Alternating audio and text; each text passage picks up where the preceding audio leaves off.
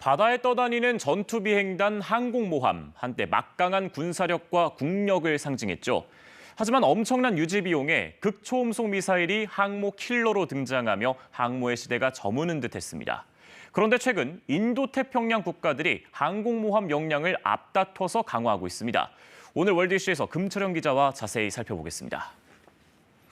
자, 먼저 중국부터 짚어보겠습니다. 중국이 벌써 세 번째 항공모함을 바다에 띄우고 최근 시험 항해까지 마쳤는데요. 이렇게 중국이 항공모함에 집중하는 이유가 궁금합니다. 네, 중국의 영내 패권 추구를 위한 군사 전략과 관련이 있다. 이렇게 봐야 할 것 같습니다. 세 번째 항모인 푸젠함은 타이완과 마주보는 푸젠성의 이름에서 따온 것인데요. 신형 항공모함을 이렇게 이름 붙인 것은 타이완 흡수 통일에 대한 열망이 담긴 것이라고 볼 수 있겠습니다. 시진핑 국가주석은 당 중앙군사위원회 주석과 외교안보 전략을 결정하는 외사영도 소조의 조장도 겸임하고 있는데요. 이렇게 볼 때 항모 건조 사업은 시진핑 주석의 의지가 반영된 것이라고도 하겠습니다.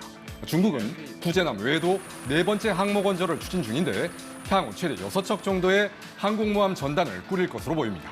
다분히 인도태평양에 전개된 미국의 항공모함 전단을 의식한 것이라고 하겠습니다.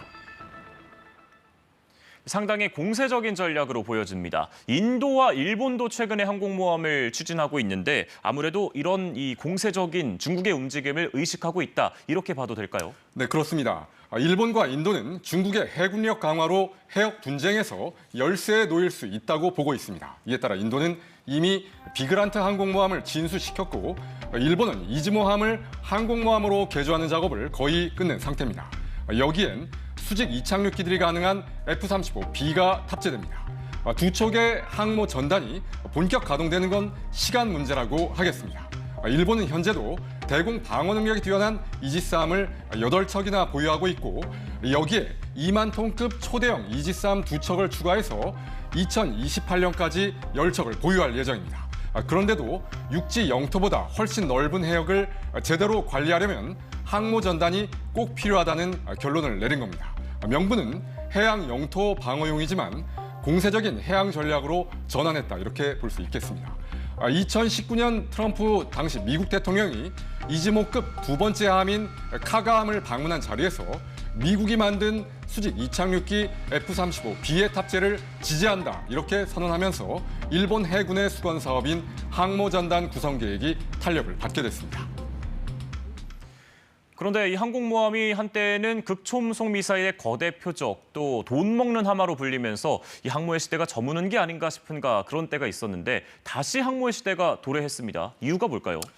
네, 중국의 패권 도전으로 미국 주도의 세계 질서가 흔들린 것도 원인이지만 전 세계적으로 특히 동북아시아의 군비 경쟁과 해상 영토 분쟁이 격화되면서 나온 결과라고도 하겠습니다.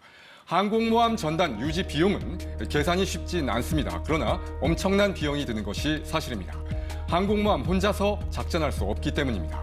일단 핵 잠수함이 앞에서 경계 임무를 수행해야 하고 대공 방어 능력이 뛰어난 이지스함들이 공중 방어를 하면서 호위 임무를 맡아야 합니다. 특히 핵 추진 항모가 아닐 경우엔 연료 공급 함정까지 따라다녀야 합니다.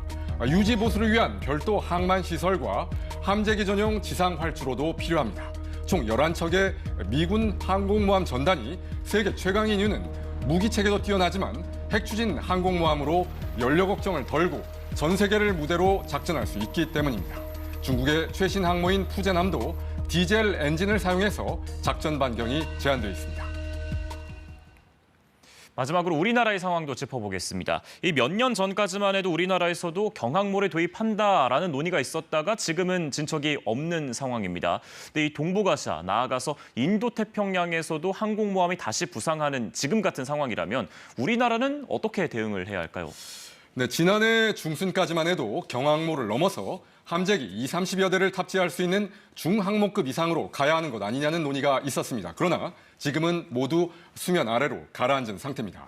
현재 군 당국으로선 점증하는 북한의 핵 위협 도발 가능성에 우선적으로 대응해야 할 수밖에 없기 때문으로 보입니다. 따라서 국가 대전략 차원의 논의는 물론 국제 정세에 대한 면밀한 검토를 거친 정책 결정과 초당적인 합의 없이는 현재로선 추진이 쉽지 않은 상황이라고 하겠습니다. 서두를 필요는 없겠지만 지속적인 연구는 반드시 필요하다는 목소리도 적지 않습니다. 당초 경항모가 논의될 당시에는 미국의 수직 이착륙기인 F-35 B형 도입 등이 거론됐습니다만 지금은 우리 기술이 80% 이상 들어간 KF-21의 기술적 검증이 끝난 상태여서 해군 함재기 버전, 즉 해군을 뜻하는 네이비의 첫 글자를 딴 이른바 KF-21N의 개발까지 상정해서 연구해 보자는 데까지는 군 일각에서도 공감대가 있는 상황입니다. 네, 오늘 월드 이슈 인도태평양을 중심으로 다시 도래한 항모의 시대에 대해서 알아봤습니다. 금철은 기자 잘 들었습니다.